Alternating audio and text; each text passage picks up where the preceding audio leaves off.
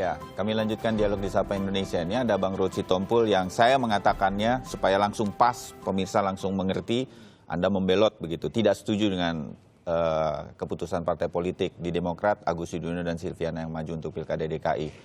Bisa apa yang dilakukan? Kita berandai-andai saja sedikit. Kalau kita menjadi pengurus partai atau kita menjadi Pak SBY, apa yang harus kita lakukan, Kang Gunggun? Iya, tentu partai itu harusnya kan punya mekanisme.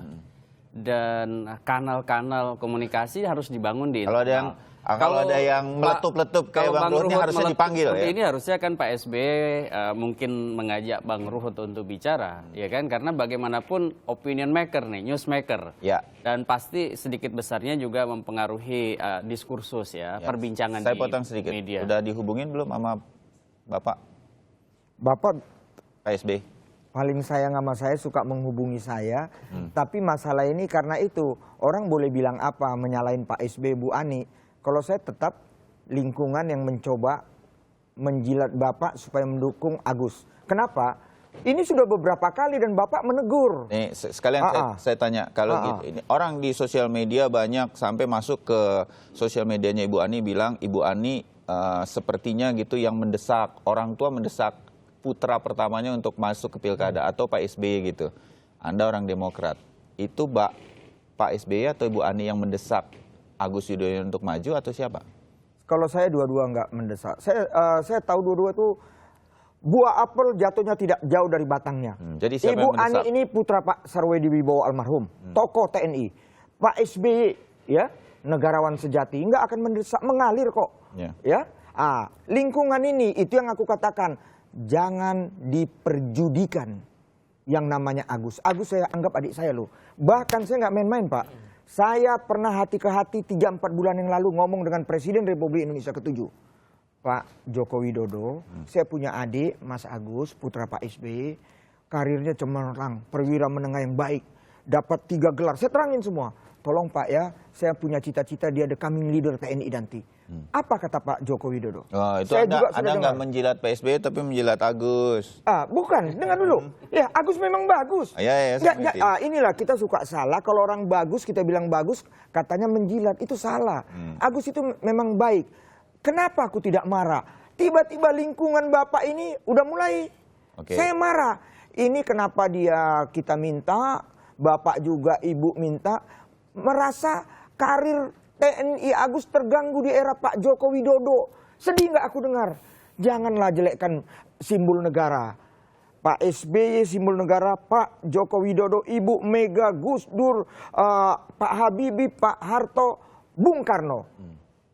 Semua bisa jadi presiden karena kehendak Tuhan. Tolong itu dihormati, jangan cari kambing hitam.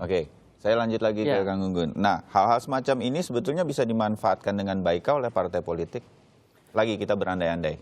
Iya, begini Mas Bayu ya. Ini kan sebenarnya kalau dibaca dalam konteks organisasi, ini kan menjadi penyimpang gitu ya. Maksud saya bukan hanya Bang Ruhut, tetapi partai itu kan harus punya garis organisasional. Nah, kenapa kemudian pertanyaannya menjadi penyimpang? Apakah karena pilihan personal yang kemudian berbeda dengan garis kebijakan partai yang mendukung salah satu pasangan? Nah, ini harus kemudian menjadi bahan evaluasi benar di partai. Ada apa? Apakah kemudian yang salah adalah proses penyolidan di internal atau sebenarnya pada pilihannya? Dan ini kan sebenarnya ketika partai sudah memutuskan, maka di situ ada konsekuensi pada soliditas tim pemenangan. Bagaimanapun yang namanya dukungan kepada Mas Agus akan sangat ditentukan oleh soliditas 4 partai yang menjadi pengusung, setara dengan 28 kursi dalam proses kandidasi kan begitu.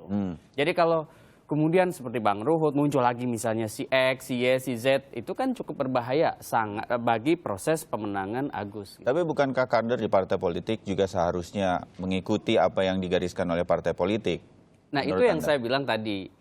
Kenapa kemudian ketika pilihannya pada salah satu pasangan itu dianggap berbeda dengan pilihan personal, harusnya kan pilihan personal tunduk kepada kebijakan partai politik. Ruhut, kan gitu begitu kira-kira. Seharusnya begitu. Politikus tuh harus begitu dong. Kang Gunggun ini orang sangat saya hormati juga, guru saya, Wahyu sama Wahyu guru saya. Harus diingat saya muridnya Bang Ruhut. Saya ingat sekali. Dikala partai saya mendukung Pak Prabowo dan Pak Hatta. sebagai calon presiden dan wapres. Saya tahu Pak SBY itu seorang negarawan, bapak demokrasi. Ya, saya diizinkan, saya pamit, saya diizinkan dan menang apa yang saya dukung, Pak Joko Widodo. Tapi kan Bang Ruhut waktu itu izin dengan baik, kemudian diizinkan, begitu. Maksud saya begini, ketika partai menentukan Agus Silviana, Anda harusnya ikut dong, membantu Partai Demokrat yang Anda cintai ini. Wahyu, kau bagus, kau hebat lah, karena itu kau guru aku. Aduh. Saya semua langkah saya dipuji terus saya. Cuma mengenai saya mendukung Pak Jokowi, Pak Ahok, saya lapor dan SBY mantap. Pak, saya buka komunikasi dengan Ahok. Saya mau ngajak Inca makan malam. Oh itu bagus Pak Ruhut. Buka komunikasi. Nanti Ruhut kalau ada calon lain juga buka komunikasi. Saya mau tanya. Ahok yang selama ini sudah mantap mempersiapkan diri. Gimana aku mau buka dengan 2 calon ini last minute? Kan baru ada di last minute. Atau ketika Anda kemudian memutuskan ini, Anda jangan letupkan begitu, keluar dulu, tapi Anda lakukan dong seperti yang waktu itu, komunikasi internal ke siapa. Oh ini bagus sekali. Aku pamit kan? Aku pamit kan? Itu Nur Hayati Assegaf dan kawan-kawan kumpul tanda tangan loh. Pak SBY, Ruhut harus dipecat. SBY nggak pecat saya. Bahkan hasil munas kami, kongres kami di Surabaya, aku terima kasih Pak SBY, aku menjadi sampai sekarang masih jabatan saya, Menko Polhukam Partai Demokrat. Dan koordinator juru bicara. Dan mereka capek lihat aku sebagai koordinator, lapor lagi ke Pak SBY. Aku juga berterima kasih. Pak SBY mengangkat aku, makin hebat. Kenapa? Aku koordinator. Mereka kepingin maunya mereka. Apa nggak terima kasih aku dengan Pak SBY? Tahu nggak yang gantiin aku koordinator juru bicara? Bapak Susilo Bambang Yudhoyono. Wah, bayangkan. Artinya kan aku diangkat oleh beliau. Karena itu aku kalau udah sama Pak SBY, keluarga aku pasang badan habis kok. Tapi kalau masalah ini, karena dia bapak demokrasi, aku mohon izin. Gitu. Jadi betul-betul nih alasannya hanya karena seorang Ruhut Sitompul tidak setuju begitu ya dengan apa yang digariskan partai dan Anda kemudian boleh saya bilang membelot berarti kan? Ya saya kecewa, saya maunya Agus menjadi perwira sampai bintang 4. Karena aku sering dengar omongan Pak SBY, aku ini kader kesayangan dia. Saya masih ingat dulu Bapak pernah bilang. Pak SBY pernah bilang, enggak bukan, kesayangan gitu. Oh iya, dia bilang. Oh iya? Saya bangga punya Ruhut. Saya pernah ngomong hati ke hati dalam kamar dia di Cikeas. Dia sayang sama aku karena itu. Kepala jadi kaki, kaki jadi kepala, nyawaku kuberikan kepada Pak SBY. Tapi Bang Ruhut nggak sayang sama Pak SBY, nggak membantu dia untuk menggolkan Demokrat untuk menang kalau begini caranya. Ya itu yang kubilang. Ya mudah-mudahan nanti ada profesor doktor yang bisa bubur dari nasi bisa menjadi nasi kembali. Aku sudah menyatakan, aku Ahok. Aku ini orangnya konsisten, aku ini anak tentara, ya, aku ini hidupnya hitam putih, aku nggak pernah abu-abu. Ya aku sudah Ahok sangat percaya dengan aku, ya aku dukung Ahok. Tapi memang aku berdoa, 3 pasang calon, aku doakan nanti kalau 1 putaran udahlah Ahok menang. Kalau 2 putaran, jujur aja Ahok udah pasti masuk. Yang 2 ini berebut, ya aku maunya Agus. Kalau sudah Agus, ya aku berdoa Tuhan siapa yang terbaik. Bukan, Tuhan siapa yang terbaik. Mereka, kita semua harus berserah kepada Tuhan. Itu. Sampai di sini saya tertarik ini, Kang Gunggun. Begitu ada yang sebutlah seperti Bang Ruhut, kemudian mengatakan saya tidak mendukung apa yang diajukan oleh partai politik saya, tapi mendukung yang lain. Nah, Anda melihatnya ini seperti apa? Ini kasus yang unik ya. Di banyak partai ketika berbeda pandangan tuh biasanya dipecat. Ya.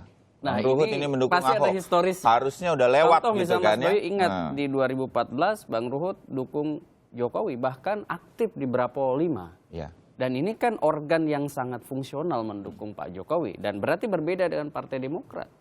Tidak diapa-apain juga oleh Demokrat. Sampai hari ini kan tidak diapa-apain. Dan ini kali kedua Bang Ruhut berbeda dengan garis kebijakan partai. Kita lihat nih, belum ada apa-apa nih ya. Kalau nggak diapa-apain juga, makanya benar-benar kesayangan ya Kang Gunggun. Bisa jadi begitu. Mungkin Bang Ruhut kan kita sudah tahu lama.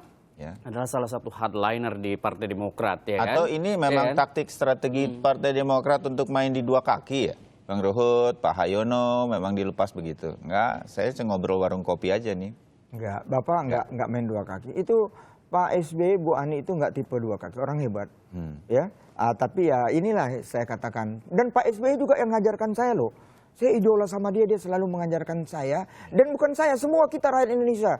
Hidup mengalir.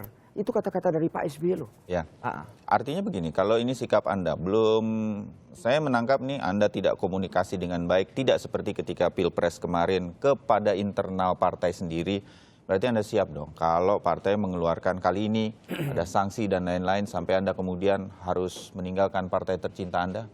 Oh, saya kan tadi awal saya bilang, kalaupun aku dipecat, lambang burung elang ciptaan Pak SBY tetap di dadaku. Nanti aku pakai terus. Karena jujur saja, Demokrat ini aku sangat bangga. Di era reformasi, baru Demokrat inilah presidennya 2 periode. Bapak Susilo Bambang Yudhoyono. Yang lain belum. Tapi ya kalau nanti karena aku jujur saja, aku akan menjadi tim sukses Pak Joko Widodo untuk periode kedua. Sepertinya Mas Bayu, akan ada 2 calon. Ini pernyataan terakhir menarik. Jadi saya melihat dari tadi dominannya Bang Ruhut itu memosisikan diri pola hubungan yang sangat positif dengan SBY. Iya kan? Ada 2 hal berbeda antara Pak SBY dengan keputusan Partai Demokrat. Jadi hubungan sangat baik, sangat intens dengan Pak SBY itu tidak kemudian lantas menegasikan pilihan pribadi Bang Ruhut gitu. Ini cara baca yang menarik gitu ya. Anda membaca itu kemudian seperti apa kalau kita kemudian Anda terjemahinya kemudian seperti apa? Ya, terjemahannya adalah menurut saya Bang Ruhut itu pola hubungan dalam politik ada yang namanya batasan afiliatif. Jadi pola hubungan biasanya orang berpartai itu sangat jarang berbeda pandangan dengan figur utamanya, tokoh utamanya. Terlebih kalau tokoh utamanya sudah ambil keputusan. Seperti misalnya banyak DPD di DKI Jakarta PD Perjuangan berbeda pandangan dengan Bu Mega. Tetapi pada saat Bu Mega sudah ambil putusan semua sama. Kalau kemudian dia berbeda pandangan dia mengundurkan diri. Nah ini yang tidak terjadi di Partai Demokrat dengan kasus Bang Ruhut gitu maksud saya. Ya Bang Ruhut, sekali lagi ini semua Anda sudah siap untuk dengan segala konsekuensinya ya? Begitu ya? Ya, jadi mami saya umurnya sekarang 89 tahun, aku anak mami, sorga di telapak kaki ibu. Artinya apa ini? Artinya, ibu aku bilang, 9 bulan 5 hari aku mengandung kau anakku, kau adalah berlian, dimanapun kau dibuang, dimanapun kau dicampakkan, kau tetap berlian. Jadi aku apapun karena aku selalu memegang tangan Tuhan, ya, aku selalu memegang tangan Tuhan. Mungkin ada rencana yang lebih hebat. Tuhanku sudah menyiapkan bagi diriku. Anda hanya konsekuen kepada apa yang Anda ikuti di nurani Anda. Terima kasih Bang Ruhut Sitompul. Terima kasih. Ayo Wahyu, makasih. Terima kasih banyak. Sama-sama. Sudah hadir di sini untuk melihat situasi ini.